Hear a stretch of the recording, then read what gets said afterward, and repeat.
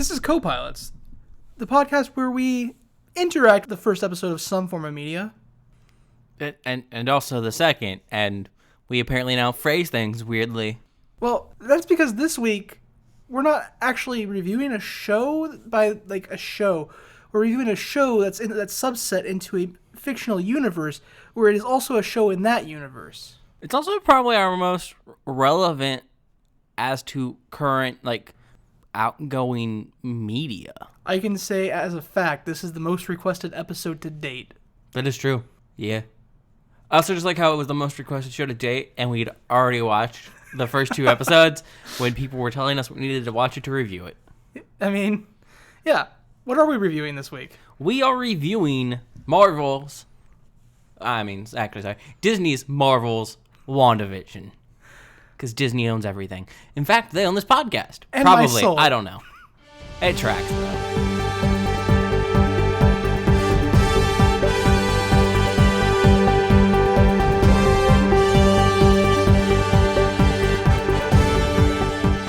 So, WandaVision. Yeah. This is a show that debuted in January 2021.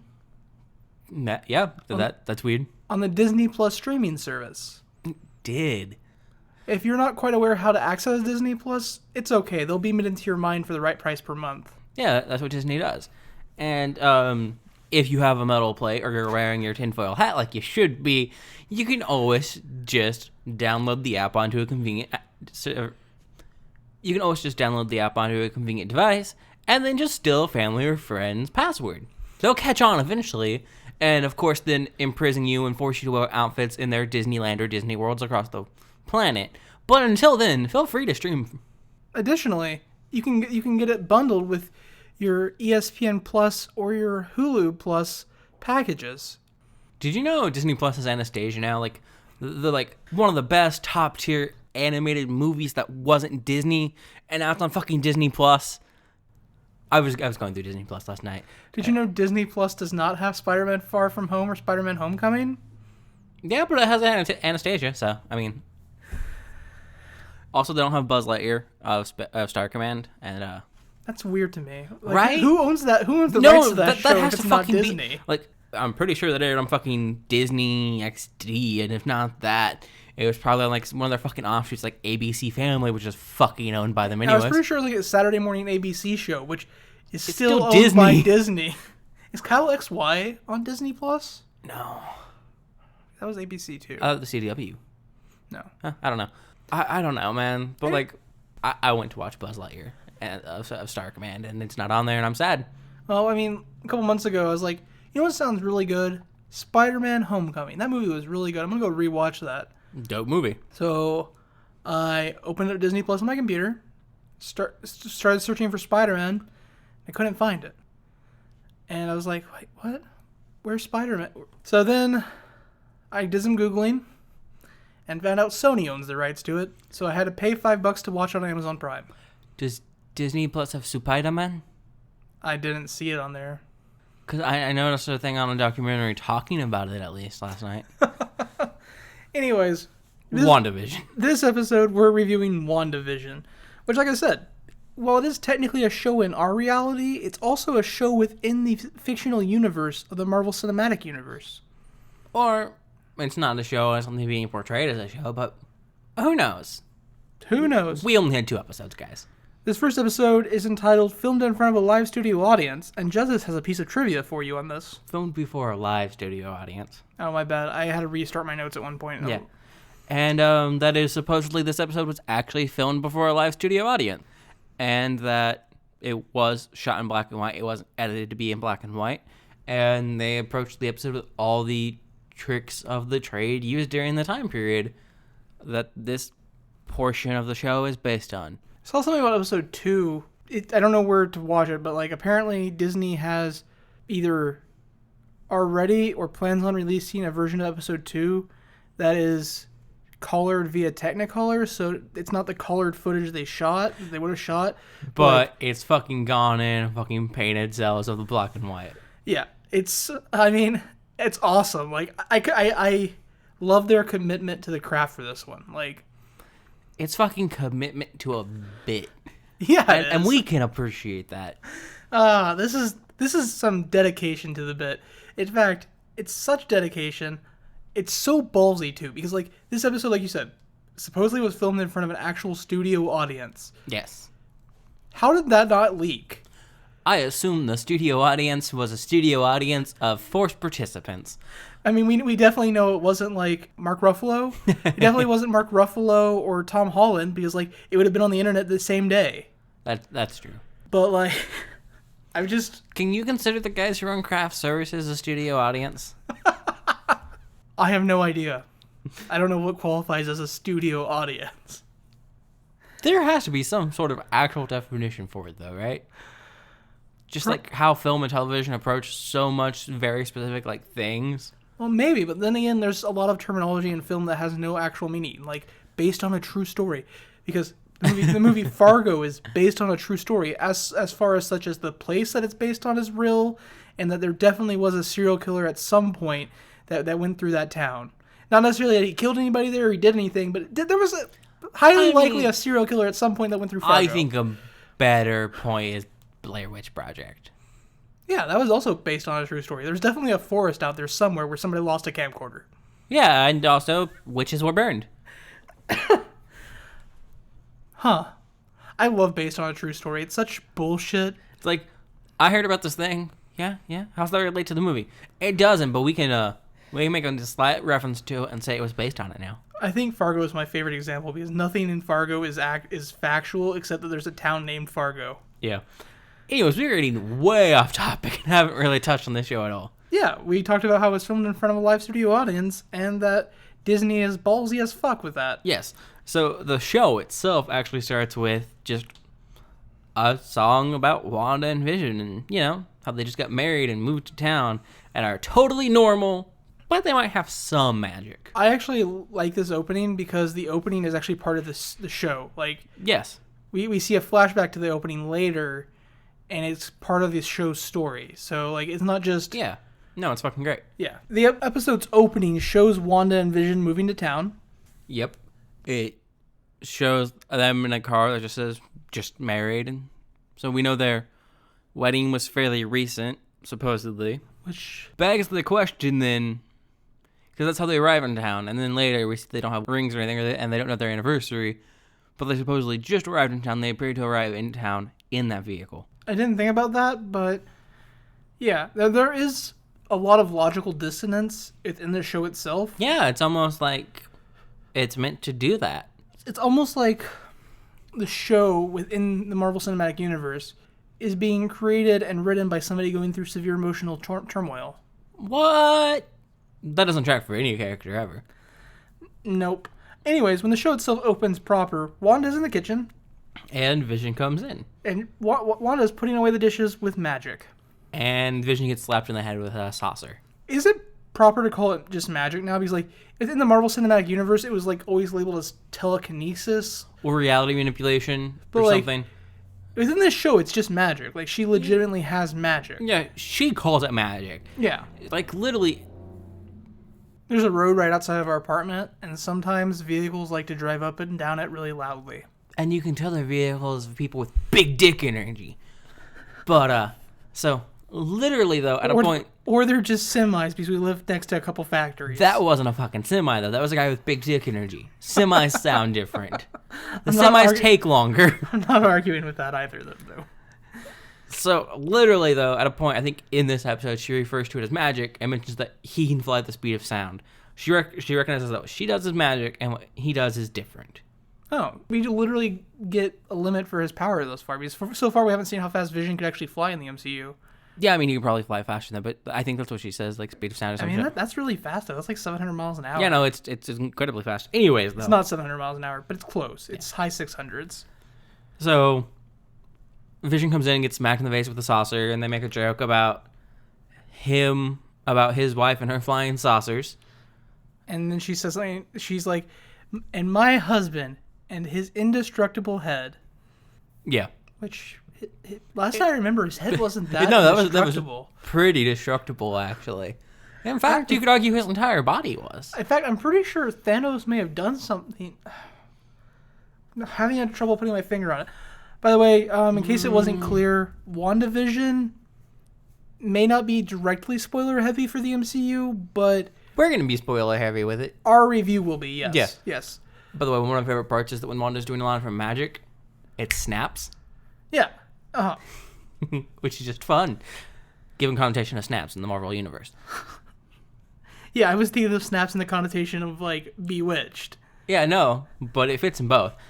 But they both notice that there is a heart on their calendar. Well, before that, she offers to make Vision breakfast. Oh, yes. While fixing the plate with her magic. And Vision's like, I don't eat. And then she's like, that explains the refrigerator. It's empty. Which is empty. This show is full of, like, jokes that are technically stupid, but actually made me laugh. Because they sell it really well, and it just comes across as a spoof of the era of what the sitcom is trying to emulate, and it does it well. I'll be honest. And this, I don't remember what her first name is. The actress that plays Wanda Maximoff is, I think, the younger sister of the Olsen twins. And based on the Olsen twins' acting ability and the limited use of Wanda in the MCU, I had come to the conclusion that her acting ability was similar to that of her elder sisters. And by that I mean not very good. To be fair, most of the Olsen twins' acting was when they were kids, but kids still suck at acting. Based on these two episodes of the show, I have to take that entire stance back that was in my brain. My brain was like, she is not a very good actress. That's probably why she doesn't get that much screen time in the MCU. And now my brain's like, no, she's a fantastic actress. They just weren't giving her good stuff to work with. Jesus Christ, this is amazing. No, she's actually really, really good in this show. All of her deliveries, I'm like, Everyone, yes. every cast member for both of these episodes is fantastic. I'm in love with this show. I'm spoiling it. I'm in love with this show. Show's fantastic. We're just going to talk about a lot of Marvel-related things, about stuff going on the show, and about how much we enjoyed it. If you're not prepared for that, or you don't want to have basically just jokes ruined and then theories thrown at you, you should probably go watch the first two episodes. And actually just go ahead and watch the third, because it'll be up by the time this episode's posted. I'll have watched it before you listen to this episode. Same. And, do that. And then you can listen to this and hear our basically bullshit theories, because that's what we're going to get into at the farthest point in this. That should say we've already taken off. That said, we should mention we've already taken off. There are no parachutes, so enjoy your bell. We've already established we don't carry parachutes for the passengers. Oh, no, I know. Okay. Anyways, then they notice the heart on the calendar. Yes. And neither of them have any idea what it's supposed to represent. But Vision's like, of course I know what it means. I can't forget anything. In fact, I'm quite incapable of forgetting things. And that's not an exaggeration. I am incapable of exaggerating. Yes. And she's like, well, of course I know what it means. Yeah. So, of course, neither of them know what it means, but they're not going to tell the other one because it wouldn't be amusing then. And obviously a sitcom plot ensues. Yes. I like shows I can't predict, right? Yes. Like, Money Heist is my favorite TV show of all time, and part of it's because of the twists and turns within the show. But there is something to be said about the formulaic nature of sitcoms. Yeah, no. It's also why I can watch really shitty isekais sometimes, because it's just like, I know exactly what's going to happen next. And sometimes I just want to be able to sit there and be like, that's what's happening now. Go ahead, do it. Anyways, Vision gets ready to leave for work, and Wanda has to remind him that he needs to turn on his human face, his Paul Bettany face. Because currently he's on his robot face. Yes. So, Vision heads into work, and we get to knock on the door. Yes, as soon as he leaves, a neighbor comes over. Her name is Agnes. She is played by Catherine Hahn, and my fucking god, do I always forget how great of a fucking actress she is. She fits well in every fucking role I've ever seen her play. She does a fantastic job in every fucking role I've seen her in, and I always forget how fucking great she is until I see her again. When it's finally revealed that she's a villain, I'm going to be very upset. Oh yeah, she may or may not be. Agatha Harkness isn't always a villain, is my point. I'm still down with the point that it's Agatha Harkness. For those of you who don't know, Agatha Harkness is a witch who serves Mephisto, who is literally the devil. She also has a son named Nick Scratch, or Nicholas Scratch. which is she's also a a name villain. Mephisto uses sometimes. It's not confusing at all. She's a villain. I mean, she's taught Wanda how to use her magic responsibly, and she was Doesn't mean she's not a and she villain. was the nanny for Reed Richards' son. Reed Richards' son is also a villain. Don't at me like that. I mean, arguably, depending on which Reed Richards, yeah, same. Fucking council of Reeds. But no, I'm gonna be really sad when it does reveal that she's a villain, because I love her as the sassy next door neighbor. Like, she comes in and she's like, "Would have dropped by earlier, but my mother-in-law was in town, So I wasn't." So good. It was a great fucking line. Like, yeah. She shows up with a potted plant, like, as a housewarming gift too. Yeah. So And then so she's going on asking Wanda, like, what's a single woman like you doing all alone in such a big house? And Wanda's like, I'm not alone. I'm married. And Agnes is just like, I don't see a ring. She's like, and Wanda goes, I assure you I'm married to a man, a perfectly normal human man.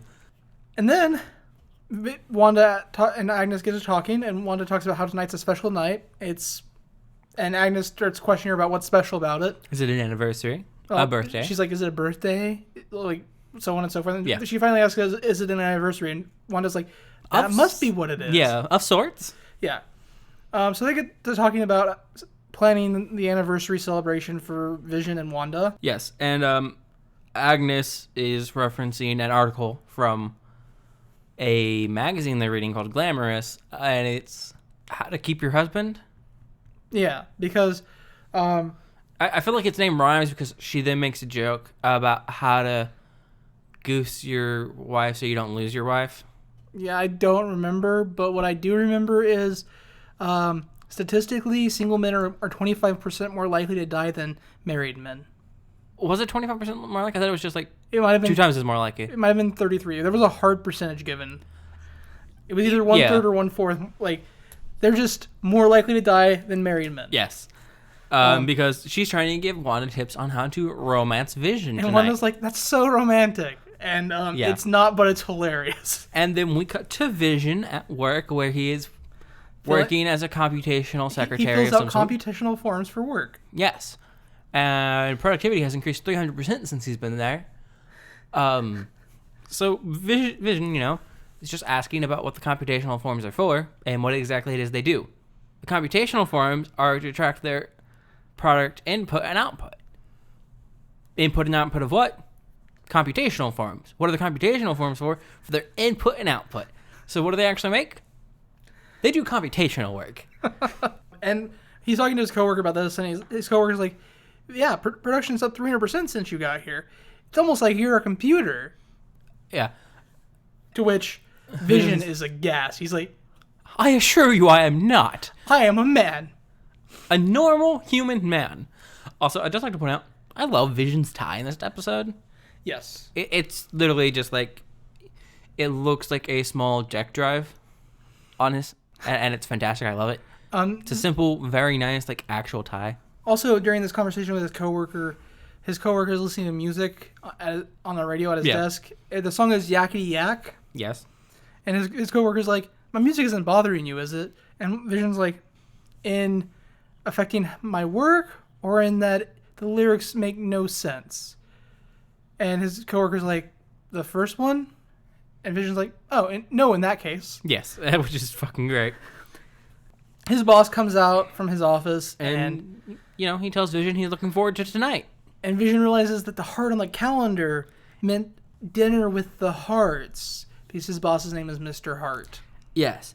And, just to establish how high stakes are here, we see Mr. Hart's interaction with Phil, another worker there, or former worker, as he appears to be carrying a box out, and is told to enjoy the unemployment line because apparently a 5-course meal is not enough, a string quartet is not good entertainment, and a turtleneck is beatnik wear. Okay, so it should be mentioned that Phil says the 5-course dinner wasn't enough. Mr. Hart never says anything about the 5-course dinner not being good enough. And Phil confirms that Mr. Hart does confirm that Phil's sweater was not the best choice. That's not the reason Mr. Hart was upset with the dinner. He specifically calls out the string quartet. He says the entertainment was lacking. He also dissed on the way Phil dressed.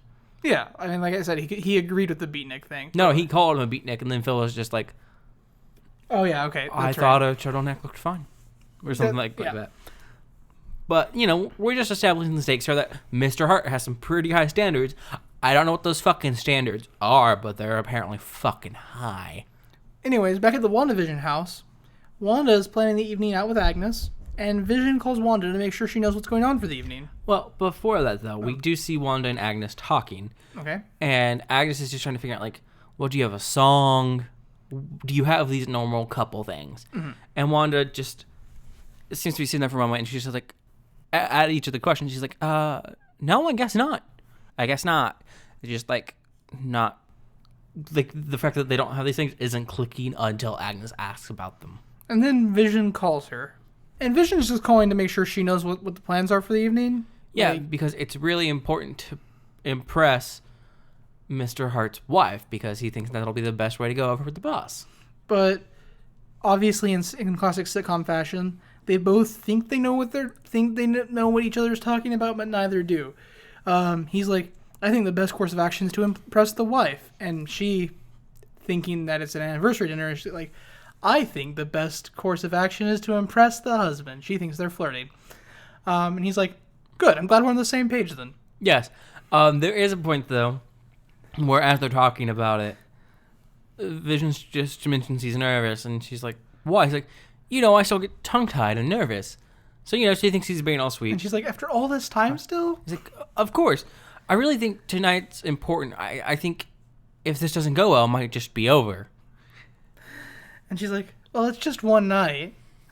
And he's like, but it could determine the rest of our life. Yeah. They hang up, and then we cut to a commercial. Yes. Disney Plus has commercials now. Your money that you're paying them is no longer enough. You have to watch commercials to make them more money. Indeed. Not really. This is a commercial within the universe, because, again, this is a TV show, or it's framed as a television show. It's framed as a show within the larger Marvel Cinematic Universe. Yes. And somebody outside of Wanda and Vision and is capable of viewing it. Is viewing it. The commercial is a toaster from Stark Industries. It should be noted here that toaster is a derogatory slang term for Vision. Yes, it's been used multiple times in the comics. Another important thing to note here is the toaster starts to beep. Yes. Quite a bit at the end with a red flashing light on it. It's also important to note that, if I remember correctly, an unexploded Stark missile is what killed Wanda and her brother's parents. It crashed into the house and killed her parents, I believe. That sounds right. Which would also explain beeping in red, because war-related, like sirens and stuff, and bombs. Yeah, so this toaster is called the Toastmate 2000, and it promises to revolutionize cooking, and the catchphrase is, forget the past. This is your future. Yeah, it also says to stop burning your husband's toast. Yeah. Also, it can cook meatloaf, cherry pie, and open-faced cheese sandwiches. I'm confused by the with top loading. Yeah, it's a normal fucking toaster. You load from the top, but it's good for open-faced cheese sandwiches, meatloaf, and cherry pie. Okay, so I can see meatloaf in a top-loading toaster if it's wide enough, as long as the ketchup is on this top side. And as long as your meatloaf isn't greasy. Yeah. I can also see pie, potentially, but it'd have to be an enclosed, tart. Yeah, which is arguably not a pie. It's a pastry. I don't know open-faced cheese sandwiches. I can't figure out how to do that. Okay, no, you gotta lay a toaster on its side if you're doing that shit. After the commercial, we cut to Vision showing Mr. and Mrs. Hart into his home. Yes, he has just arrived, and the lights are off. And Mrs. Hart is played by the pretty famous sitcom actress Deborah Jo Rupp. You might recognize her from things such as That 70s Show. She has a small stint in Friends as Phoebe's brother's wife. Also, former teacher, because, my God, does that show do some weird shit in it. Mm-hmm. Mainly from That 70s Show. That 70s Show, because she's fantastic in that. Where she plays Kitty. Where my mind also gets a title card entrance for every time I see her in things now. You've watched too many hours of That 70s Show. I just want to, Dude, it was on after school all the fucking time. When I was younger, so it was just like, I'm home. I'm just going to throw this on. Because after Scrubs no longer on after I came home from school, I just switched to That 70s Show as my go-to sitcom. I guess I can't... For background noise. I can't actually, roast you that hard about it, though, because about once a month or so, I'll just get the theme song stuck in my head and just have to go listen to Cheap Trick for, 20 minutes. Yeah, no, it happens.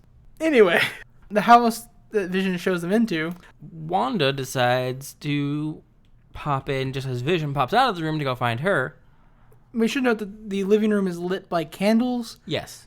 All of the lights are off, and there's some soft jazz music playing. Yeah, there is.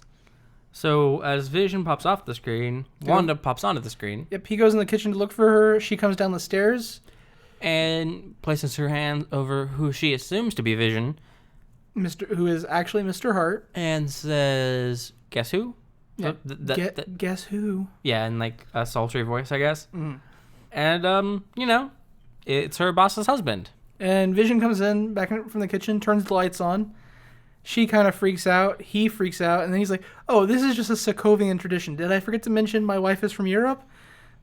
Europeans are weird. Sokovia. Ha ha ha." Yeah, Mr. Hart seems to be irritated by it, but Deborah Rupp's character, Mrs. Hart, is just like, how perfectly European. No, Mr. Hart doesn't seem annoyed by it. He's like, "We don't break bread with Bolsheviks." Oh yeah, no, he does say we don't break bread with Bolsheviks. You're right. Yeah, and his wife's just like, yeah, we do. Fuck off, basically. He's very like, is she one of those communists? I've heard of them. I have no idea where Sokovia is, but I assume it is in the like Russian bloc. Yeah, it's part of Eastern Europe. Yeah, it's definitely the Russian bloc. Yeah, if I remember, it's Eastern bloc. Europe. Yeah, but so Wanda goes off in the kitchen to fix food. Well, Wanda and Vision go off in the kitchen so Vision can explain what the fuck's going on. Yeah, and she magics herself out of her white nightgown into a actual like dress. Yes. And then she's like, "Well, gotta figure out how to get dinner started." And so Vision goes back out to distract them, and Wanda is in the kitchen for Agnes to drop by and drop off all the ingredients for a... Because, like Agnes says, what type of good housewife wouldn't have the proper stuff to ready a 4-course meal at a moment's notice?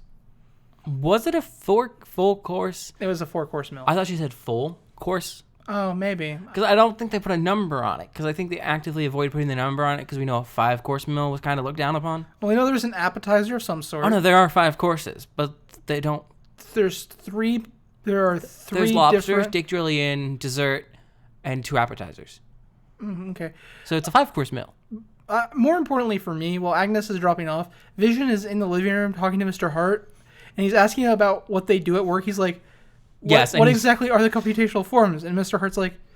Mr. Hart's just explaining that he decided instead of printing things widely on paper... Well, no, like, instead of using paper in the normal method where the short end is on the top and bottom, he's going to turn the paper sideways so the paper is shorter. And they're only going to do it in the middle. And then you can bill more hours because you print more paper. Bill more hours for twice as less work. Yeah. And then Vision's like, what exactly are the computational forms for? And Mr. Hart's like, it analyzes the inputs and outputs. And Vision's like, inputs and outputs of what? Of the computational data. You're rather dense, aren't you? Which, this is like the second time they've made a reference to it being dense. I don't know. Like, at points it feels like they're trying to, reference the fact that he has density manipulation. I mean, yeah, like... Scarlet Witch manipulates his density manipulation within Civil War to make him fall through the floor of the Avengers Mansion. Is that what that's supposed to be? I don't know. The Avengers headquarters, but it wasn't the mansion. They don't have it. The Avengers Mansion doesn't exist in the MCU, right? Yeah, I don't think so. They have like the base, but it's not. I don't know. Anyways. Yeah. He can be dense. Yes. So we see Wanda cooking, and we hear a bunch of sound because she just has to magic up all of the dishes to cook at once. Yeah. So there's a loud clatter, and Mrs. Hart decides to go help out because she's fucking bored to death, and I don't blame her. Yeah, and so she opens the pass-through from the kitchen to the dining area, and as she does, Vision, freaking out, trying to make sure that she doesn't see the magic happening, starts singing Yakety Yak. Yes. And, he just decides, let's have a little sing-along. So we see Wanda cooking a bit more, and... cooking in quotations. She has the chicken. She decides to cook it. And she burns it with magic. So she decides to rewind it. And it turns into a bunch of separate eggs, which makes no sense. Yes, it although, doesn't. although the visual gag makes sense within the world of sitcoms. Yeah, and also it's reality manipulation. So, I mean, if she thinks one chicken comes from multiple eggs, it works. I hadn't thought about that aspect, but yeah, her powers are just, they manipulate reality. Fuck what actually matters. Yeah, it doesn't have to make sense. They could have fucking turned into, I don't know, spinach. And it still makes sense with your powers. And so while she's doing that, Vision and Mrs. Hart are singing E-I-E-I-O. Yes. Old MacDonald Had a Farm? What is the proper name of that song? I always thought it was Old MacDonald Had a Farm. But I've also seen it listed as E-I-E-I-O. You know what, listeners? Which one do you know it as? I think I prefer to call it Old MacDonald because E-I-E-I-O reminds me of the System of a Down song of a similar name. And that's not only... System of a Down is so good. Okay. Anyways, though, Then Agnes shows up at the front door, knocking on the front door. Wait, no, first... yeah, Agnes happens, like, after dinner. No, When she knocks on the front door. no, because it's still before dinner. The Vision goes to the kitchen first to see what's taking so long, what's going on. Yes. And, Wanda hands him a meat tenderizing mallet. Because, The steak needs tenderized. yes. Also, she kind of throws some lobster out the window when he comes in the door because she freaks out. And her magic just launches it out the window. Yeah, she's like, oh, the chicken's gone, the lobster's gone, all that's left is the steak. Lobster's out the window. Yeah, the lobster's Because out. a pun is needed. The lobster flew the coop. Yeah, the lobster flew the coop, sorry. Yeah, the chicken's out, the lobster flew the coop. All that's left is the steak and it needs tenderized. And he's like, well, where's the meat tenderizer? And she hands him a hammer and goes, that'd be you. I thought she said, I'm looking at it. I'm looking at it, yeah. So she goes back out to entertain Mr. and Mrs. Hart while he pounds out the steak. And he comes back out of the kitchen after hitting the steak very hard, very loudly. Yes. And while he's out there and she's out there, that's when Agnes shows up with a pineapple For her pineapple upside down cake, yes. This is one of my favorite jokes in the episode because they open the door, they take the pineapple, and they slam the door shut. And Mr. Hart's like, who was that knocking this late? And one of them says... A salesman. And the other says... Telegram. A telegram. And then Vision's like, a telegram salesman. Who would have known? Good news costs more. Yeah, Wanda then adds on, who would have guessed? Good news costs more. It's such a good joke. It really is. I like it. And so then Vision asks if the meat was supposed to be tenderized or pulverized. And she's like, it's okay, I have an idea. And she heads into the kitchen. And Mrs. Hart's starting to get a headache and her head's starting to spin. To which Mr. Hart has to reply, he prefers it when her head doesn't do that. He likes it when it's firmly attached. To be fair, same. I prefer people's heads firmly attached to their shoulders as well. True. Most people. So yeah, that brings up Mr. Hart's ire because they're all angry at the lack of food. And while distracted, Wanda magically sets the table and serves dinner from the kitchen through the pass-through. And when everybody turns around, they're still talking to Vision, and she's like, dinner's ready. And everybody turns around, and the table's fully set. Nobody questions it. It is breakfast for dinner. And Mr. Hart does question it because it's breakfast for dinner. To which Mrs. Archer's like, how perfectly European. Is breakfast for dinner a European thing? No, but she's not going to question it. It makes her seem less sophisticated. Fair point. So, at the table, they're eating breakfast for dinner. And Miss Hart begins questioning Vision and Wanda. Literally the moment she sits down. Yeah, specifically, it's not like one question. She's like, where'd you guys move from? Why'd you guys move? How long have you been married? Why don't you have kids? And like she rapid fires the questions. And Wanda and Vision just don't have answers for this because they literally just appeared here yesterday, maybe today. And they don't have answers for it. And then Mr. Hart starts to repeatedly, angrily demand that they answer it. Yep, and then he just starts choking. He hasn't taken a bite of anything. He's not really eating. He's been pounding the table and demanding answers. And the show goes off the rails at this point. Honestly, it goes from being a sitcom to being like some subtext of psychological horror. Yeah. Because like he's choking. It hits like a psychological thriller horror aspect that I love. Wanda and Vision are just staring at him. Well, and Wanda's looking like kind of appalled / angry. Concerned at him, while Vision just looks generally uncomfortable with the situation. And Mrs. Hart is literally screaming, No, she's not screaming. Oh, she's saying, laughing. Yeah, laughing. And repeating, just stop. Stop it. Just stop it. Stop. And she gets more frantic as it goes, but like she doesn't stop like being like she keeps laughing and is smiling the entire time they have her repeating the line. Yeah, like it's a little dissonant with the scene. Yes, like, no, it's very very distant from the scene. And they're all sitting there, and this whole scene's carrying out in the same manner until Mr. Hart falls over, in which case Wanda then snaps to look directly at Vision and says, "Vision, help him." And only then, when she kind of commands him to, does Vision move. And he vibrates his hand through... And pulls a chocolate-covered strawberry out of Mr. Hart's throat. Which we saw earlier in the episode, and we forgot to mention it, when they first show up at home in the kitchen, and he's explaining to Wanda that they need a meal. And she's like, I don't suppose they'd be fine with just splitting a chocolate-covered strawberry 4 ways. Mm-hmm. Because it's part of the anniversary plans. Yes.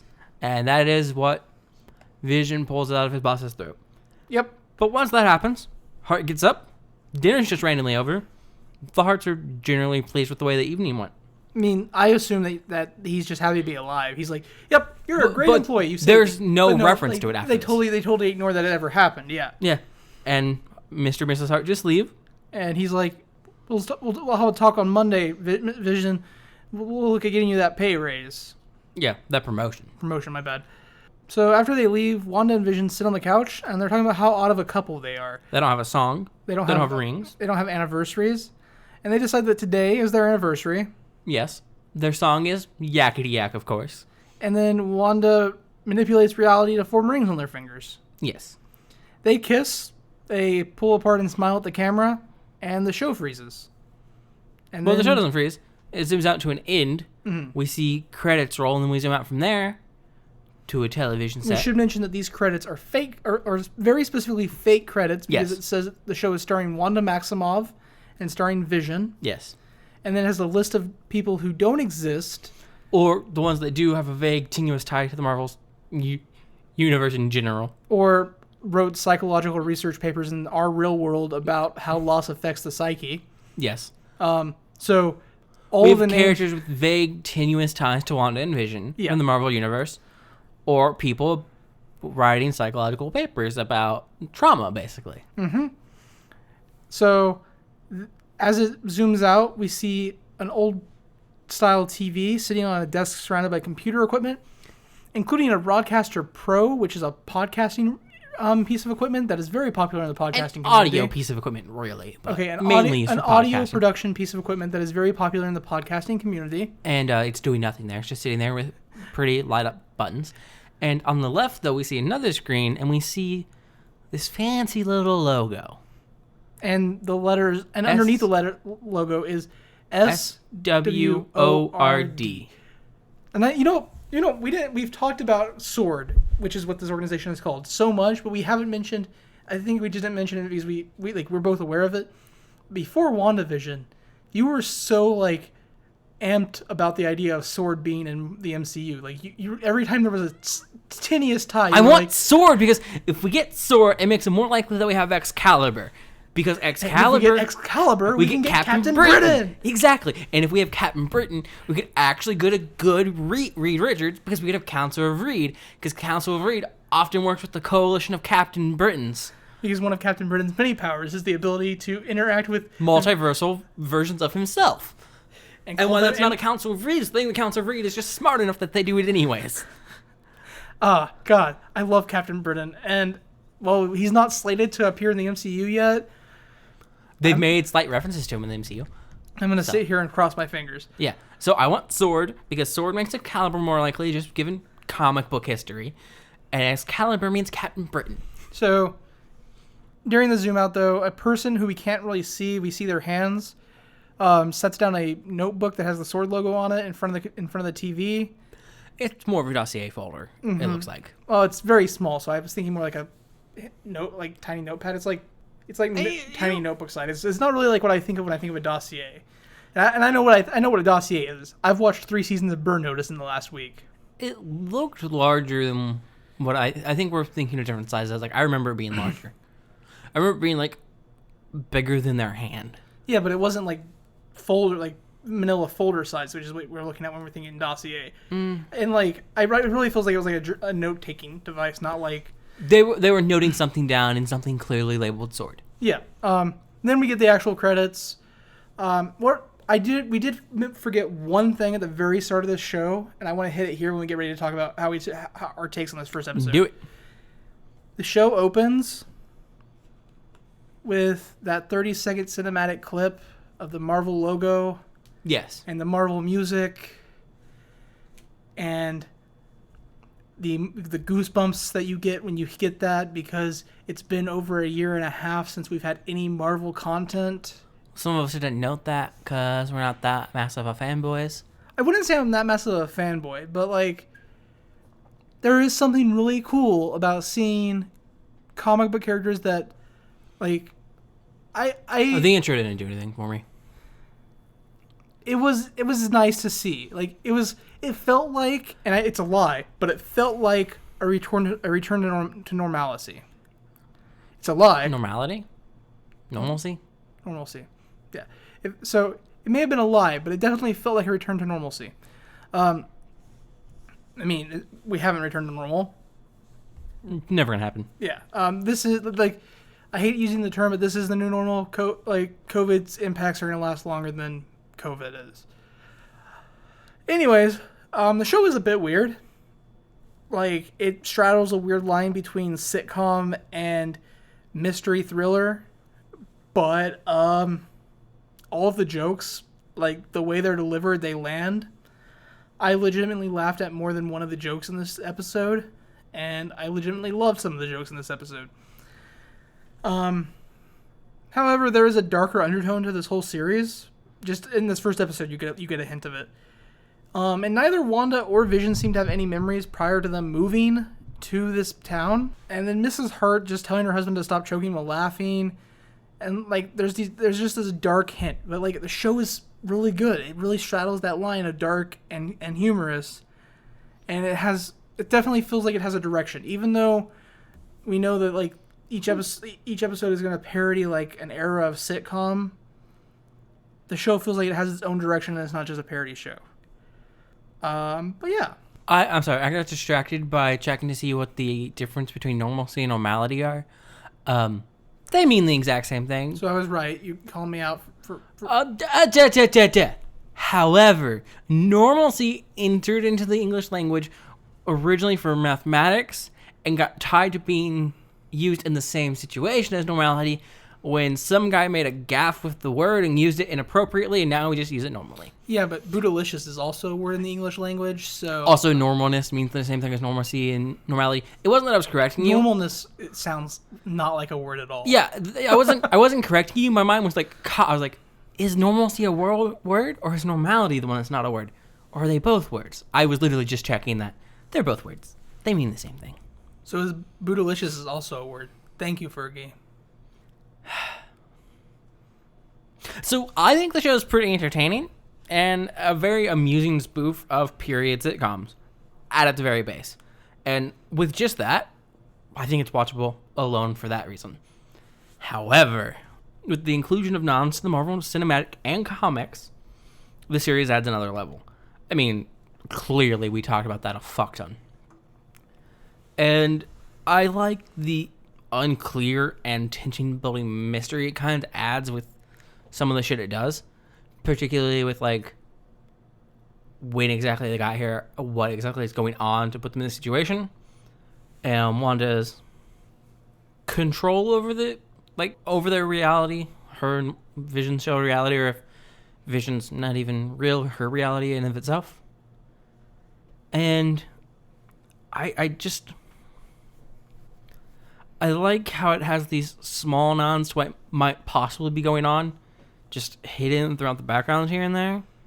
So I definitely think it's worth going on to episode 2, obviously. I enjoyed it. Yeah, obviously watching episode 2. Also, just to sum up why Agnes is Agatha Harkness, well, clearly the name abbreviates.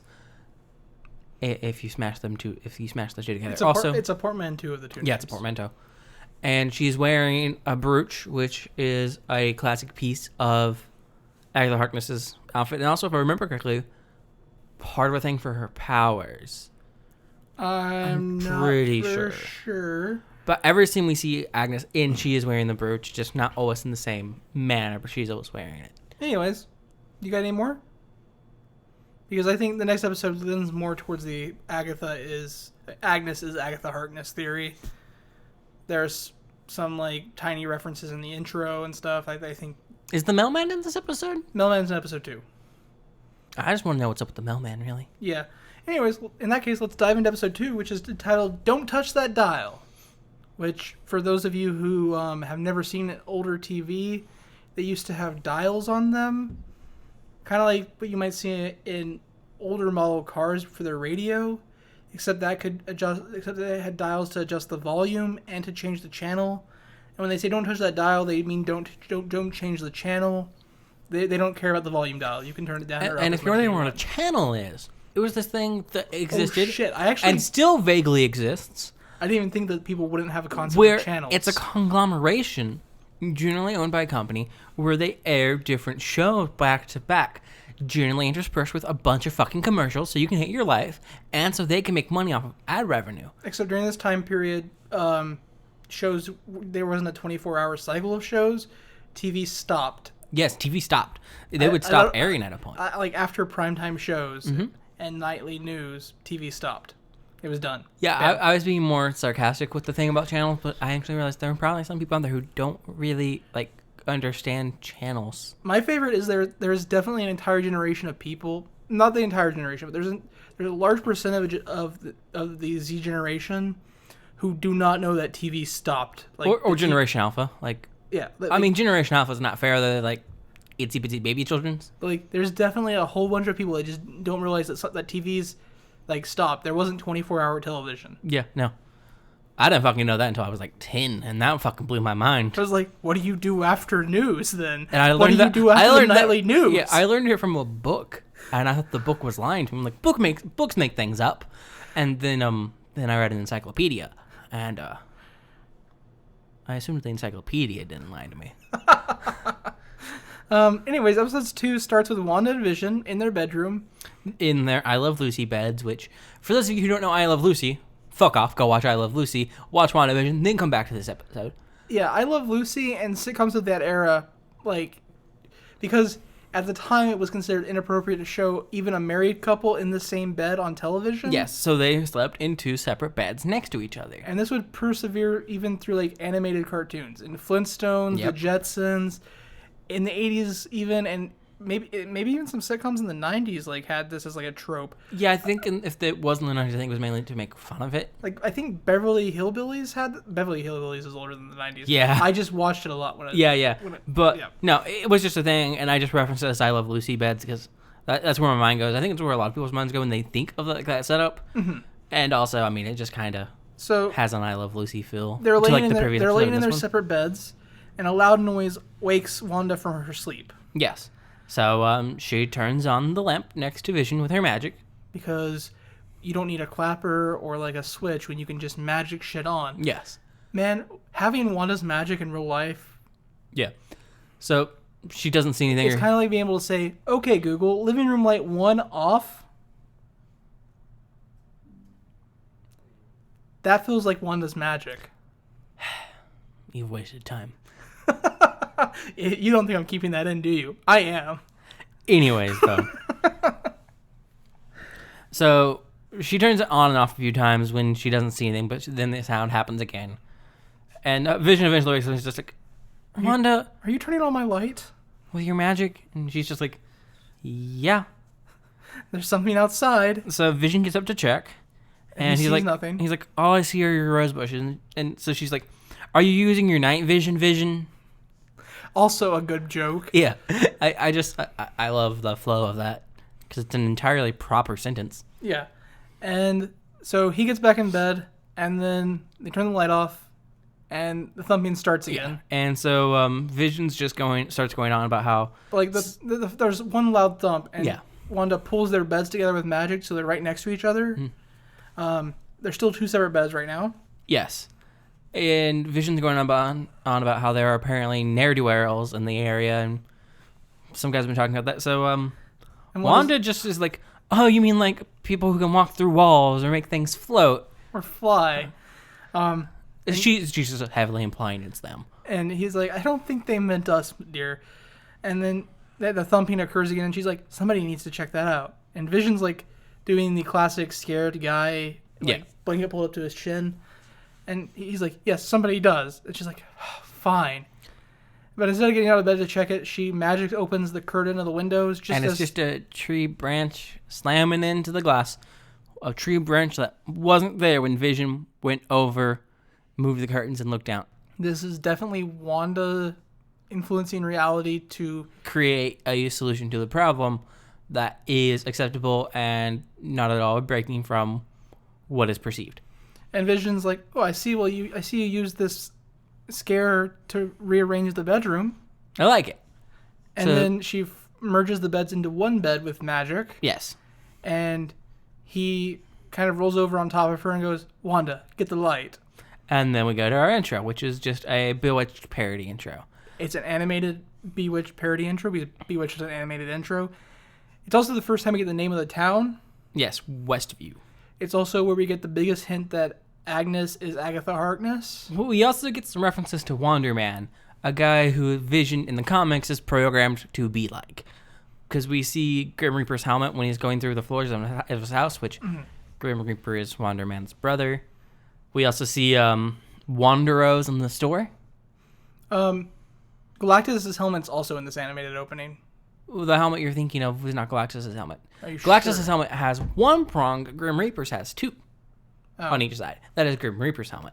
Okay. I know Wonder that there's Man's Galactus, but your comic knowledge is superior to mine Yeah, it should be Wonder Man. because my memory is trash. Yeah, it should be Wonder Man's brother's helmet. But, so then we have this little store section where Wanda's buying stuff, and we see Wanderos, again, another reference. We also see reference to a psychic cow who... Psychic cow mutant lady who was like the nursemaid for Wanda's child. for Maximoff twins? yeah, for their yeah. parents when Wanda and Pietro were born. It was like a genetically modified cow lady. Man, comics are stupid. Yes. And then we see a thing for Auntie A's cat litter. And Auntie A is obviously Auntie Agatha, which is obviously Agatha Harkness, which is obviously Agnes. Also, she has a familiar cat whose name is Ebony, and it's a black cat on the poster. So Yep. After the opening, we get Vision in the living room doing a stand-up magic routine. He's dressed like a stereotypical magician from, like you would see a small child dressed as. Cape, And they're kind of shitty wand, top hat. and they're practicing for the community talent show fundraiser. Yes. And they have a giant cabinet, the mystery cabinet, right? Cabinet of Mystery. Yeah, he calls it the mystery cabinet, and she's like, it's the cabinet of mystery. We also find out that their stage names for this show are Illusion, who is Vision, and Glamour, the assistant, who is Wanda, who are factual characters in the Marvel Comics world universe. Yes, they first appeared in Vision and Scarlet Witch. comic. Issue number 2. Yeah, I don't know. I only know this because I actually looked it up. I just knew they were characters. Like, I noticed Josh looking up and like, what are you doing? My brain was like, Illusion and Glamour. These are comic book characters. I fucking know it. Yeah, and he was like, these are comic book characters. I'm like, yeah, they're from a Vision and Scarlet Witch comics, I think. Yeah, so I was proven right. I think the interesting note here is that They're vaguely unimportant characters that we just reference because we can. well, also one of the two of them is dead. True. Though if I remember correctly in the comics, it's Glamour that's dead. Glamour is dead, but I think even with the role reversal later in the episode, Vision introduces her as Illusion, himself as Glamour. Yeah. Which- Also, she's the one performing the tricks later, technically. Mm-hmm. Yeah. No, it still definitely works. Personally, I like how the Cabinet of Mystery has a vaguely Mind Stone / Vision-y like design to it. Yes. So they're doing the talent show with the neighborhood. Committee, something or other. They're trying to raise money for the children. Yes. And so they're talking, and Wanda's like, I have to get ready to leave for the talent show planning committee, and Vision's like, well, that works. I also happen to get ready to I also have to get ready to leave for the neighborhood watch. I'm gonna go talk to them about all these ne'er-do-wells, even though there were no ne'er-do-wells and it was a tree branch. Yep. So Vision ends up leaving first, and while Wanda's still getting ready to leave, Wanda hears a very loud crash outside. Yes. And she decides to go out and investigate it. In the rose bushes outside in the front lawn. Well, there was an important thing, vaguely, when they're talking about their act. And it's that they practice it, and it's just a stereotypical vanishing cabinet act where when someone goes in, they turn a false wall. And Vision isn't convinced that they'll be able to sell it because it'll seem too fake. And Wanda very much wants it to appear fake. She doesn't want people to think they actually have magic or actually have powers. She's like, that's the point. We don't want people to think we have actual magic. Yeah. But anyways, back to the loud crash. Yes. Wanda goes out to investigate, and in her rose bushes in the front lawn, there is a helicopter, which is oddly in color when the rest of the show is not. Yes, it is a red with yellow detailing on the wings and numerals and stuff. And it has the sword logo on it. It does, which, is fun. As Wanda is investigating the helicopter, though, Agnes shows up with, quote-unquote, the star of the show. I also just noted it has no bearing on anything I can think of right now. It might later. It also has the number 57 on the helicopter. The 57 bears no meaning to me. It doesn't to me either, but I wouldn't be surprised if it has like one later. So, WandaVision is a weird show for us to review because typically we make sure nobody we talk to outside of the two of us knows what we're reviewing, and we don't talk about it with them because we want to get our thoughts unadulterated by other people's thoughts. Yes. Unfortunately, all of our friends are nerds. Yeah. So they immediately were Snapchatting us. And one of our friends, one of the ones that suggested we review the show, which we were already planning on doing. Thank you, Chris, and thank you, Kantz. But Chris Snapchatted us, and he's like, I think the helicopter is a drone, but it had to be changed to fit her world, so it became a toy helicopter. I think whatever she's in, Sword sent a drone in, and in order to fit with the world, it became a toy helicopter. Yeah. And it makes sense because we've actively seen things, and especially at the end of this episode, we've actively seen things change because they don't fit with the way Wanda views the world. Yeah. So, but I just noted the 57 in case of things in the future out of curiosity. It's probably worth looking up in relation to Sword and and like Scarlet Witch and but Vision anyways, comics. Maybe. Agnes shows up with a rabbit for the magic act, so Vision the can star pull it of out the of show, Senior Scratchy. So Vision can pull it out of a hat. Yeah. Calling it Senior Scratchy is weird because Nick Scratch is the name of her son. Good call. Or it's also a reference because Mephisto also goes by Nick Scratch. A guy she works for also uses a pseudonym that is the name of her son. Good calls there. Anyways, on the way to the planning committee, Agnes stops the two of them. It's just Agnes and Wanda. She stops them to inform Wanda that Dottie, the head of the planning committee, is the most important woman in the entire neighborhood. She's basically the key to Wanda's future here in town. She is basically the Regina George of Westview. Yes. And if she doesn't approve of you, nothing is going to go well for you while you live here. Yeah, basically she guarantees your access to the country clubs, the school, all functions. Mm-hmm. Again, she's the Regina George. Yeah. During the meeting, we go ahead and go to the meeting. There's a brief passing scene. They go to Dottie's house just so they can then go from Dottie's house with Dottie and all the others to the country club. I assume, because they are randomly at a poolside now, so I assume it's the country club. During the meeting, Agnes makes... Well, I guess there's other stuff going on here. First, there's a woman giving a talk about how they set up for the... Beth, that she's giving a talk about how they've set up for the fundraising event tonight, the talent show. And as she's talking, Wanda is watching Dottie and like imitating all of her movements. Mm-hmm. Trying that classic mirroring to make people think you're on the same wavelength. Well, mirroring is an actual functional way to... I know. Yeah. Wanda's doing it poorly is my point there. Yes, 100%. But Beth is just talking about how she has everything ready. And then Dottie's like, well, what about the chairs? Did you get the chair set up? And Beth is just like, it slipped my mind. So Dottie's like, well, see if you're going to chair any more committees. And then she's like, remember, ladies, the devil is in the details. And Agnes leans over and makes a weird remark here.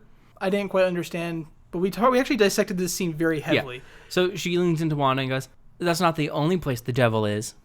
Which is a weird statement, but she does offer Beth her flask right after this. And that led me to Wanda the flask. I thought she offered Beth the flask. She offers the flask to Wanda because Beth was the one giving the... Yeah, Beth comes to sit and... Yeah, no, the only people we're really focused on there is Wanda. And to Wanda's left, so screen right, is Agnes. To Wanda's right, or screen left, is Geraldine. We don't focus on the other person. To Beth Agnes's. is on Agnes's left, and I'm 100% sure Agnes offers Beth the. I'm pretty sure she did to Wanda. I'm pretty sure it's Beth. She offers alcohol to someone. I was pretty sure it was Beth because she was consoling Beth. Maybe I don't know. It doesn't matter. My thought was twofold. First, Mephisto, obviously. Just a vague reference to Mephisto. He's clearly doing something, probably. He references himself as the devil all the time. He sells himself as the devil. But, like, my second thought immediately was, like, that's absinthe in that flask. Get it? The green devil? That's not the only place the devil is. The devil's in the flask. Ha, ha, ha. So, my assumption of what that is meant to be, which is just referring to Dottie as a devil, like a she-devil. It's a really odd... A controlling, evil, succubus of a lady. I don't think that's what it was meant for. I think that's what the joke is supposed to be, but no, because the show does a lot to highlight that joke. Yeah. So, but Josh made a joke about Absinthe. I'm like, Absinthe is a character. She's a computer virus program lady who was created by Hydra/AIM, and she fucks up with a lot of shit. Interestingly enough, Absinthe was a real person before she was a computer virus. Yeah. Comics are stupid. She was experimented on, became an AI. AI became a person again, and she can hack into basically anything. She has fucked with sword stuff, shield stuff, Hydra stuff, AIM stuff. We know this sort of has sword stuff going on. Yeah, I mean, and this commercial, we get a commercial for Hydra stuff. And it could be a computer program. Yeah. So it could literally be absinthe in that flask. I highly doubt that, but... I like this as a theory. It's like literally the least put together theory. It is the most fucking long shot fucking theory ever. The devil in the details. That's not the only place the devil is. It's obviously a reference to Mephisto. Like that's 100% what it is. Because I don't even think Absinthe really fucks with Scarlet Witch or Vision. Though arguably she could infect Vision. Oh, that'd be fun. Ways. Yeah. So we meet Geraldine, who introduces herself to Wanda. Because Wanda just basically says she has no idea what she's doing here. And a lady leans in next to her. Her name's Geraldine. She introduces herself and also says she has no idea what the fuck she's doing here. But when she does introduce herself, she kind of hesitates on her own name. And she seems legitimately confused as to why she is here. Yes. We'll get to that later because there's actually, within the boundaries of the television show, an explanation for that. You just have to dig deeper than any normal person should dig, but Justice isn't a normal person. I'm not. Anyways, during this time where Geraldine is introducing herself and Wanda's introducing herself... Vision finally, despite leaving first... We're not there yet. We got a couple more things here first. We have the for the children.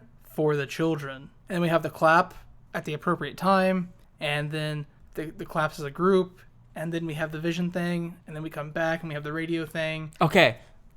They say for the children because that is what this committee is raising money for. It's for the children for the school. So for the children, but they all have to say it all at once like a cult, and they have to clap at the appropriate time because Dottie's like, I hope you all give yourself a round of applause, and Wanda starts clapping, and she's like, at the appropriate time. Yeah. Needle eyes. Then there's another moment of for the children somewhere in here. And then she's like, and now you can clap. Yeah. And then Vision finally gets to the library. Yes. For the neighborhood watch, despite leaving first. The library's just further away. Yeah, I have to assume it's much further away.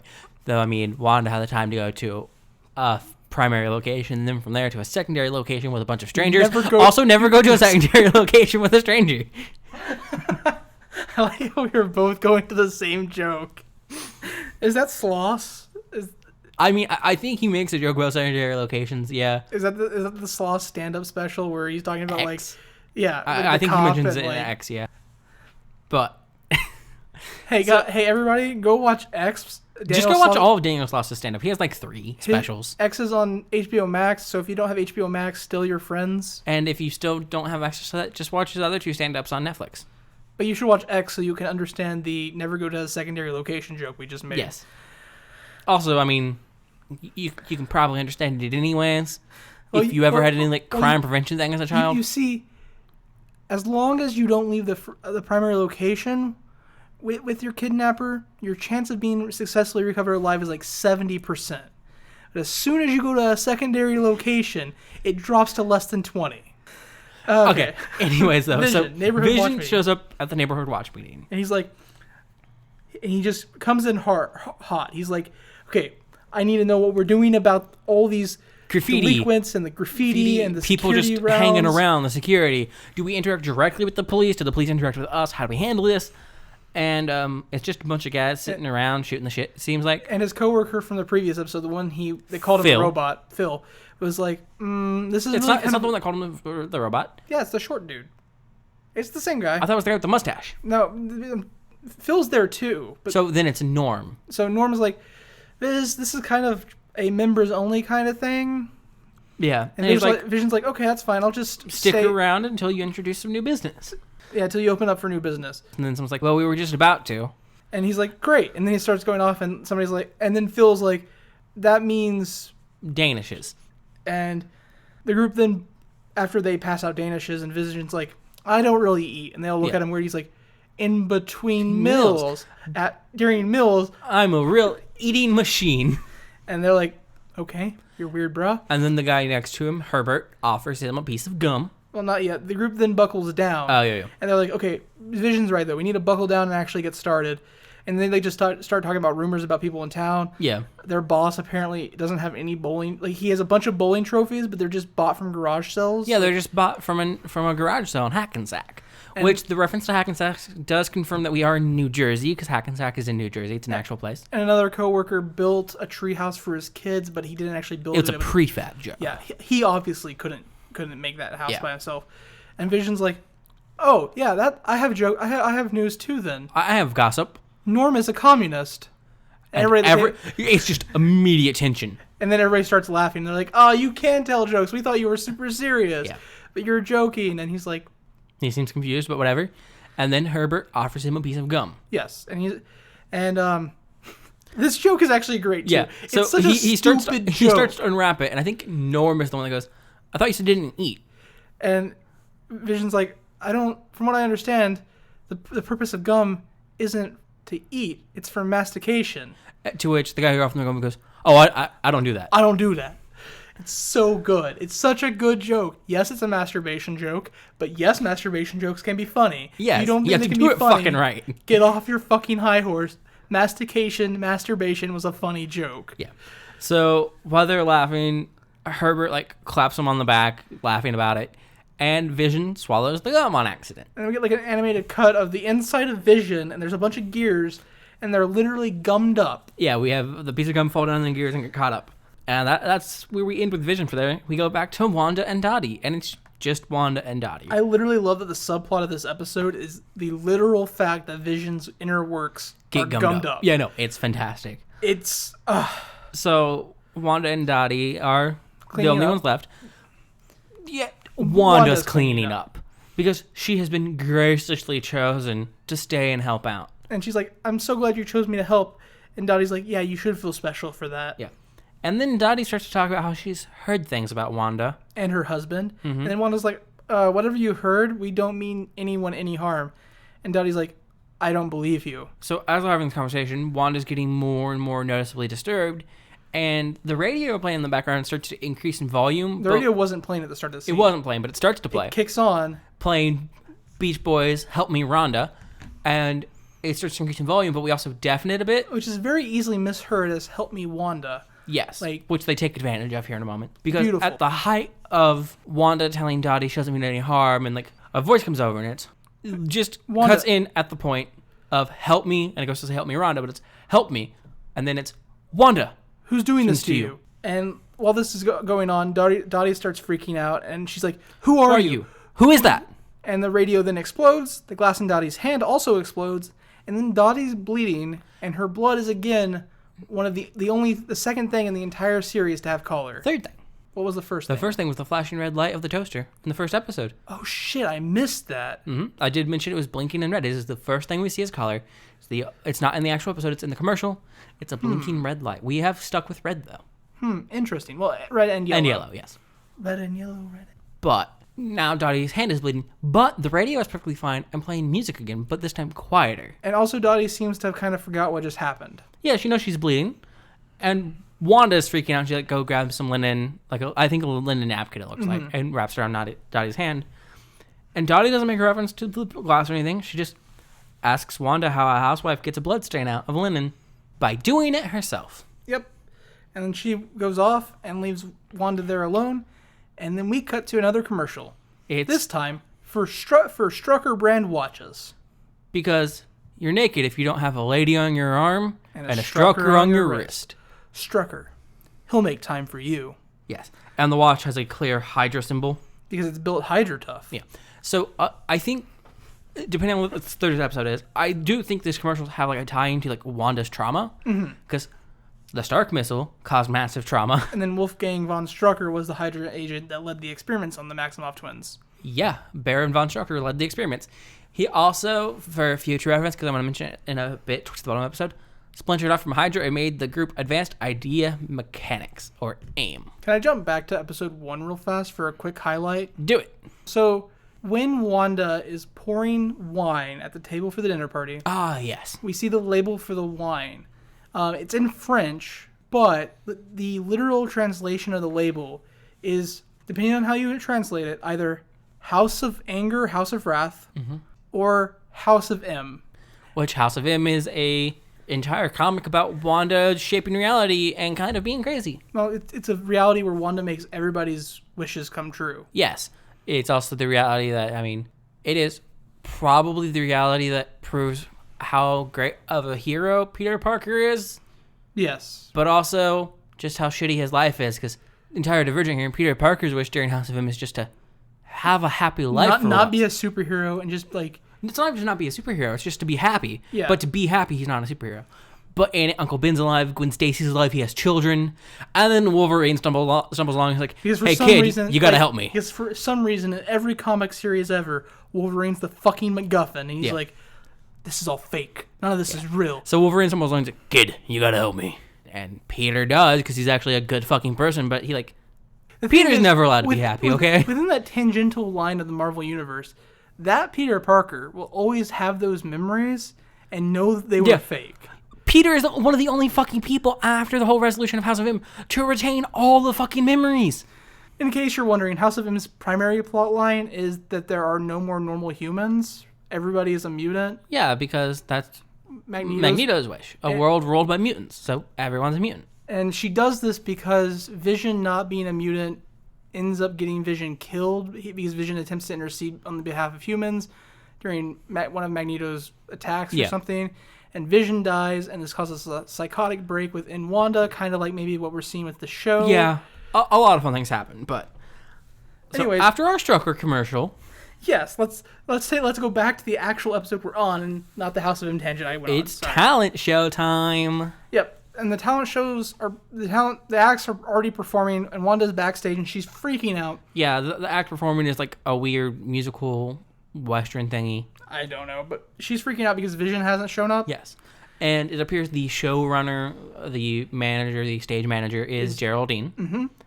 And we can tell Wanda's panicking and nervous because she asked Geraldine what time it is, and Geraldine's just like, 2 minutes since you last asked. Yep. Vision finally shows up. But seems to be very drunk. Our boy looks soused and is talking and walking soused. Yep. And Wanda wants to know why he's late, and he's just like, I was playing shoe horses. And then horses with shoes. Yeah. He's like, horseshoe, that's what it was. No, he never says horseshoes. He says all kinds of varieties, but never horseshoes. He almost says it. He says horses' shoes at the end. Yes. That's the last one. And then walking off the stage before they go on is someone in a horse outfit, which is why I remember it's a Western thing at the point, because he goes, I was just playing with their shoes. Yeah. So Wanda asks, what's going on? And Geraldine and her cousin, she goes, you are. And Wanda goes out on stage. Mm-hmm. Vision doesn't come out because he's supposed to be introduced by Wanda. So Wanda marches out, signals to the stage, and Vision doesn't come out. Yeah. So she has to storm back behind the curtain, pull him out. Well, no, she doesn't, because she goes to storm back, and Vision stumbles down the stairs, and he's like, I am Glamour, and she is my assistant Illusion. Yeah. And she's like, no, you're Illusion. I'm Glamour. And then Vision's talking very drunkenly, And he's talking about how stupid humans are. And how in this performance they're going to lie to them, but they're going to believe it because humans have a limited capability to understand and factor things. Then he says, flourish. And she's like, you're just supposed to flourish. But that's going to be a thing for him throughout this entire performance. And it's wonderful. I love it so much. It's something that, like, a comedy magician duo would do. Like, yeah, no, this entire performance is a comedy magician duo, and it's great. And so he starts levitating with his power. Yeah, because he says flourish again and levitates. Yep. And everyone is confused about how they're doing it, and they seem kind of scared. And then Wanda makes a magic winch appear and a rope. A very obvious rope. And they're like, oh, it's just a rope. Yep. And then Vision kind of, like, loses his balance on the rope and, like... struggles a bit. It's a comedy moment. Yep. Yuck, yuck, yuck, laugh, laugh, laugh. Then Vision's like, oh, I know what I'll do next. And then a feat of strength. And he lifts up a whole piano. Not like a baby grand or a grand piano, but like a piano you might see at your church or... a saloon piano. And then Wanda uses her magic to make it a flat prop with handles in the back. Cut out, yeah. Yep. And so she walks over and grabs it, and she's acting like it's heavy, and then it's accidentally reveals it. And she's like, oops, you weren't supposed to see that. And then Vision's like, I'm going to do a card trick for my good friend... Sherbert. And he's like, Herbert. Herbert. And he's like, doesn't matter. He's like, pick a card. Pick a card. And And then he turns his back. He's like, put it back in the deck. I'm not looking. Yeah. And then he pulls the deck up, shuffles it, and he's like, is this your card? No. Is this your card? No. Is this your card? Is this your card? Is this your card? Is this your card? Is this your card? No. And he goes through the entire deck and ends with the last card. He goes, is this your card? Yeah. And he's like, well, take it then, and pushes it into Herbert's hand. hand. Sorry. Well, take it then.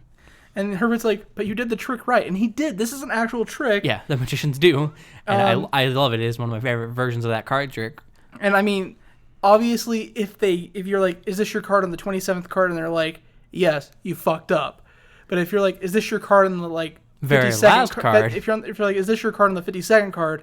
That's still a trick. Because you've shown them every card but theirs. It's a statistical anomaly that it would be the last card. So Vision stumbles back to the stage, and his hat's on the ground, and Senior Scratchy is running off the stage. And he's like, oh, well, so much for pulling a rabbit out of a hat. No, he tries to get it back because he needs to pull the rabbit out of his hat. And Wanda's just like, let's not do that. Let's not involve the rabbit, the poor rabbit on this one. And so Vision's like, I guess I'll just have to pass my hat. To pull my hat through myself. Yeah, through me. And he passes the hat physically through his chest and pulls it out his back. Yeah, and the audience is legitimately kind of scared. He's like, that's legit. That's like when Chris Angel like takes a wire and like threads it through his throat and then pulls a ring out of his throat. So Wanda's standing there at a loss of what to do, and then just flourishes and the curtains pull back, and it's just all kinds of standing mirrors. And then Beth is like, I don't think that's how mirrors work. To which Dottie looks at it and goes, shut up, Beth. Then he calls for the cabinet, the Mabnet of Mysteries or something like that. Yeah, and she's like, the Cabinet of Mysteries. And he's like, for my final trick, I will make Glamour disappear. After showing the box is empty, and then closes it. And taps on it. Before Wanda can get inside of it. And she's like, gesturing at the box and herself, and he's like, oh. And then the entire crowd starts chanting, what's in the box? What's in the box? And so then Wanda magically makes Geraldine appear in the box. Yes. And they open it, and there's Geraldine. And the crowd's amazed. And Geraldine's amazed, because Geraldine doesn't know how she got in a box. She was backstage. Okay, that's the end of the magic show. So they head backstage. They rush off stage. Yeah, and behind the stage, Wanda confronts Vision. She's like, why are you acting this way? What is wrong with you? And Vision's just apologizing because he messed stuff up, and he's so sorry. And then she looks inside of him, because she's magic. Mm-hmm. She finds the gum in his work, and then magics it out. And he's like, I guess my works were all gummed up. And he's like, I was funnier with the gum, wasn't I? Yeah. So they decide to sneak away before Dottie or anyone can say anything about their performance. How they ruined the fundraiser. Mm-hmm. But as they're sneaking away, Dottie stops them. She has the microphone at the front of the stage, and they're sneaking around behind the stage. And she's like, we want to congratulate you on how funny you were. Well, never in all the years. They do more of their vague tensiony stuff. Yeah. Where she tells them to stop in her normal Regina George bitchiness, I am in command voice. Never before something like what happened on stage happened here before. It's so funny. This is the funniest thing we've ever seen. Take this inaugural comedic performance award. And then during the applause, someone says, for the children, and the entire crowd, in a monotone voice, once again goes, for the children. And then they make Geraldine bow with them, and Geraldine's just like, how'd I end up in the box? And Vision's like, a magician never reveals his secret. He leaves that for his assistant. And then Wanda goes, and I'm not saying this time. And Geraldine was like, I was afraid of that. Yeah.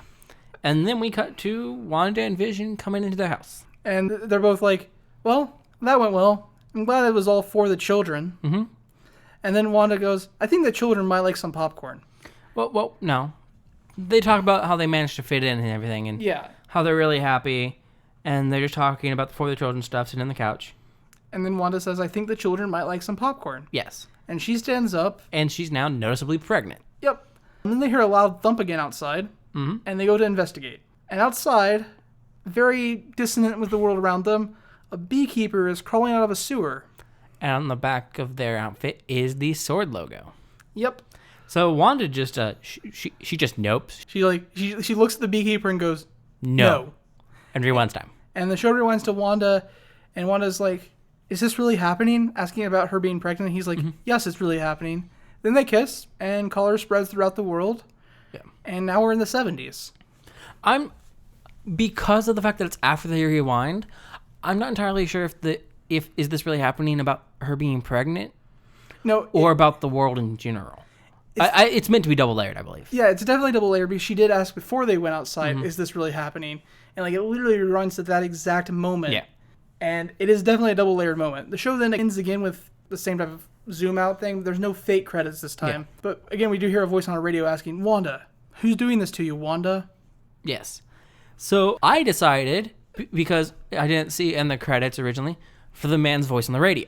It sounded familiar. Yeah, so at this point, Justice forced me to watch all the foreign language credits with him. Because if you haven't watched the show yet, each episode is about 22 to 25 minutes long. With about 10 minutes of credits. 7 minutes. 7 minutes of credits. Yeah, so he made me watch all 7 minutes of credits because he's I didn't make him watch all 7. Made him watch until we got to the Spanish foreign language.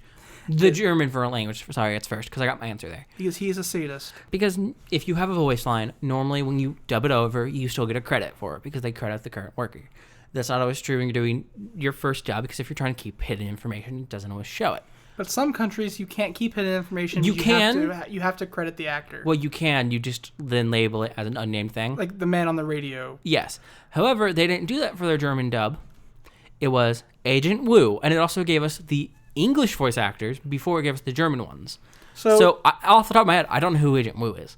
But then it lists Randall Park, who I recognize. For all of you who have kept up with the MCU, Agent Wu is the FBI agent tasked with making sure Ant-Man stays on house arrest when Ant-Man agrees to be on house arrest. And Ant-Man and the Wasp. Agent Wu is also referenced in the Agents of S.H.I.E.L.D. TV show as the emergency contact for another agent within the show. So it's kind of implied that prior to Ant-Man, he was a S.H.I.E.L.D. agent. Which I wouldn't put it past S.H.I.E.L.D. to make him a plant in the FBI, because, I mean, the guy is watching a superhero. That sounds like a S.H.I.E.L.D. You also discovered something else with the foreign language credits. Do you want to tackle that one? Because that seems much more interesting than Agent Wu being the voice on the radio. I was just happy to see Randall Park there.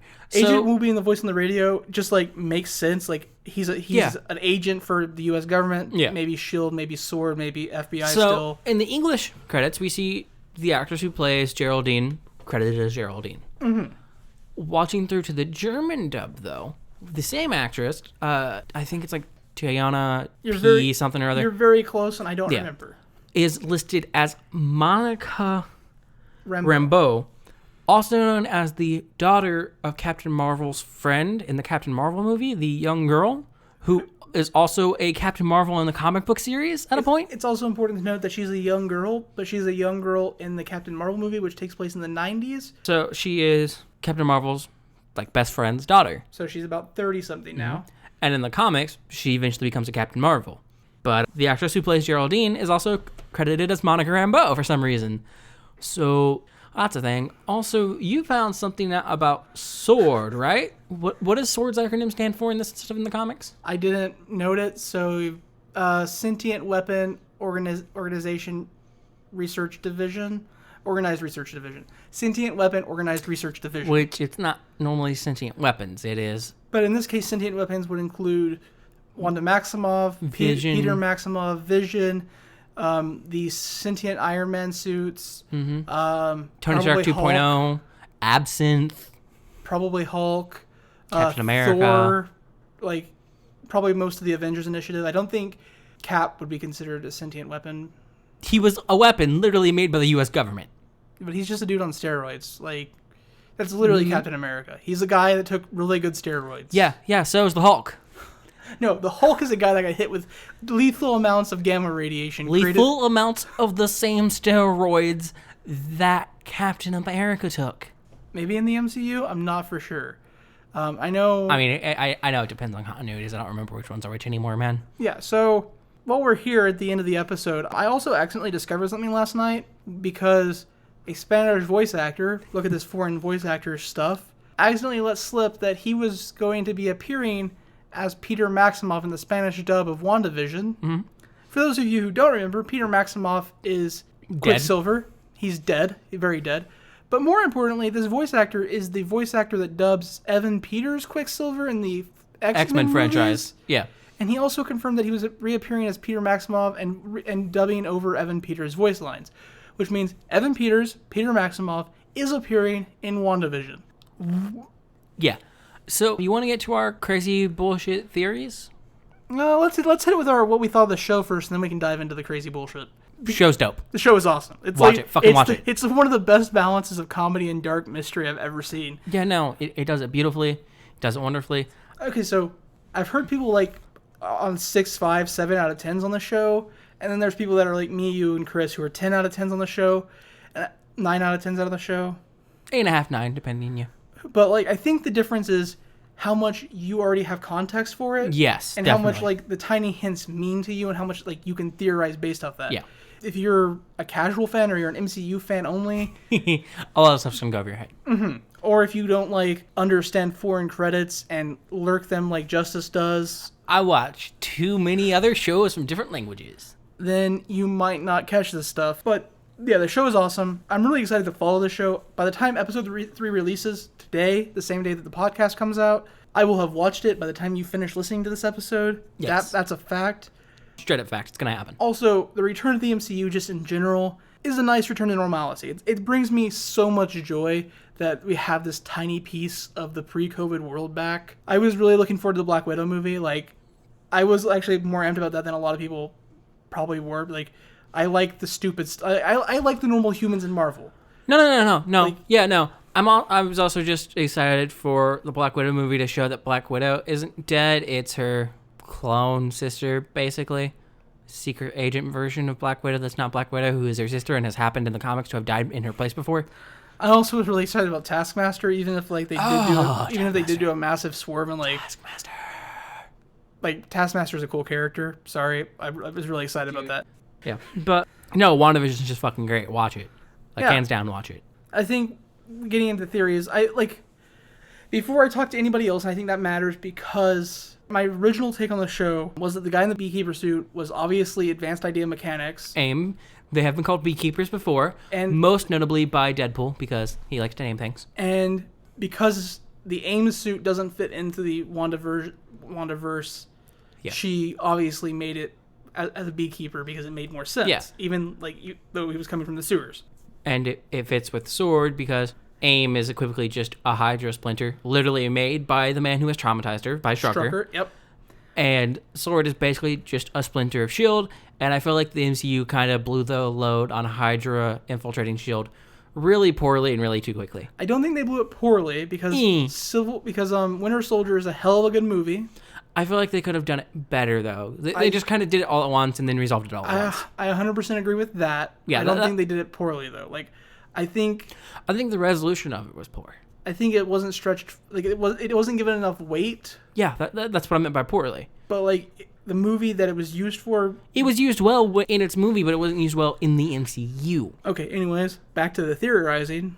Yeah. Then after talking to Chris, Mephisto was an obvious clue in with the devil stuff, and I missed the Agatha Harkness initially, but with the that's just because I forgot Agnes's name. Yeah. Like the moment he was like Agnes as Agatha Harkness, I was like, oh shit, yeah, that's her name, and she's like, you mentioned it, and I was like, shit, that's her name. She's wearing a brooch. Yep. She only ever really interacts with Wanda. So really seems to be obsessed with dealing with Wanda and kind of mentoring her almost. Yeah. So At this point, it seems pretty obvious that we have a tie into Mephisto and Agatha Harkness, which also ties very nicely into the next Doctor Strange movie, Multiverse of Madness. Yes. Which is already confirmed to include Scarlet Witch as a main character. Yeah. Because multiverses and Scarlet Witch just go hand in hand like peanut butter and jelly. So I'm definitely more on board with Mephisto and Agatha Harkness being a really major plot point here, especially because Wanda gets pregnant. And if you know the comics, Wanda and Vision have twins. But the twins kind of exist because Wanda manipulates reality to make them exist and kind of fucks Mephisto over there by giving them souls. And Mephisto's not a fan of that, so they do some shit with the twins. And that would make sense. It's also why they do the whole For the Children thing. Mm-hmm. But because it seems like someone, in my opinion, is manipulating kind of what's happening to Wanda, it feels to me like the inclusion of the For the Children isn't, because if I remember the comic books correctly, Mephisto only cares about the children after Wanda makes them because it fucks over like his whole thing because she makes them. Because I think she literally like steals the souls from him, like from his collection of souls. That makes sense. So I might be wrong, but I can't think of why he would have a direct hand in creating them. However, an organization like, say, SWORD, but more particularly a portion of SWORD controlled by, like, say, I don't know, Advanced Idea Mechanics. AIM, an entire thing made by Strucker, who again was the you know, person that led the experiments that resulted in Peter and Wanda. Maximoff manipulating some form of, like, perhaps medically induced coma or simulation to have Wanda bear children seems possible. It should also be... It also wouldn't be the first time Mephisto has just popped in to work with evil people, Also, it should be noted that Mephisto is already canon to the MCU. Yes. It is canonical fact within the Marvel Cinematic Universe that Mephisto was consulted by S.H.I.E.L.D. about the Mind Stone. Yes. I don't know how the fuck they contacted literal Satan, or why they were working with literal Satan, but they consulted him. This is in the movies. It's written in a dossier file that we get to see on screen, which is fucking whack. Like, Jesus Christ. Also, then just, I feel like AIM also works as a good inclusion material if the whole rumors about Dr. Ock being pulled in with the new Spider-Man movie, because you know how, like, tied he is to, like, working with AIM. It just ties him more into the universe if you wanted to actually use him and make him more useful, I think. I don't know, like, will Marvel be able to use Doc Ock, though? Well, supposedly, he will be in the new Spider-Man movie. It is another one of the things. But the Spider-Man 3... Mm-hmm.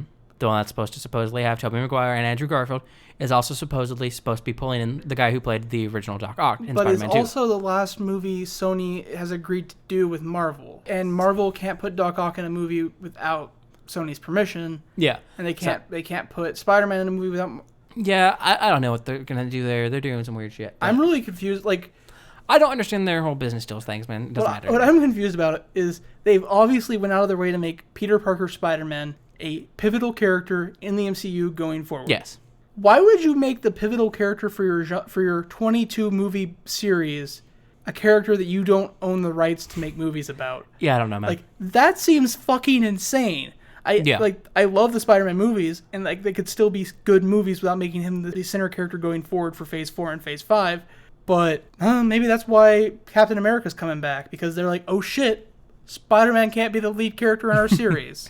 Yeah. I just don't get how like that was their direction that they were planning on going. I don't know, man. But I feel like AIM is a possible thing still, but I do very much feel the Agatha Harkness and Mephisto definitely being involved. I think it's too much unlikeliness that the people writing the show put a beekeeper suit in the same episode with a Strucker ad. Yeah, that was my point. Like it feels very unlikely. Yes. If not, it feels like a really bad like attempt at a swerve, because I don't think there's enough people to make that connection unless they're like going out of their way to like I guess there's probably theories and articles that probably share like the idea of AIM. Oh, dude, the internet is flooded with theories right now. Like, yeah, I assume we can find articles and shit that are telling you about AIM. So like the only way a swerve like that would work is if enough of your viewers went like, I'm gonna go see if there's a reference to what that could possibly be, and then get upset by things they don't really know about. To be fair, I think a lot of people instantly Googled, what the fuck's going on? Why is there a beekeeper coming out of the sewer? Like 100%. A lot of people were like, I really just want to know what's up with Dennis the mailman, because Agnes has a brief interaction with him in the second episode. Yeah. Which it's literally just like she's talking to him and he's just like, don't shoot me, I'm the messenger. And then she finger guns him and he pretends to die and then walks away. Yes. Anyways. Dennis is important. Changed my mind. That was our WandaVision review. This is our most timely review fucking ever. Episode 3 comes out later today on Disney+. Actually, it should be out literally while we're recording this right now on Disney+.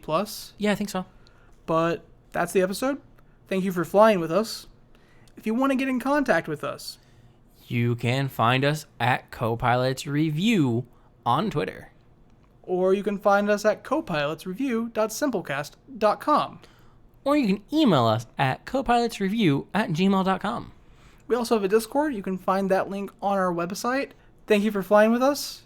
And please come back for the next episode where we review something that's totally not relevant to February 2nd. Is anything ever relevant to February? I mean, something has to be premiering. Oh, wait, we already had ideas for February. It's fine. Oh, did we? Yeah. I don't have a memory. Anyways, thank you for flying. We're going to discuss what those ideas were as soon as I hit the end button, because I don't remember what they were. And we're going to start discussing those ideas right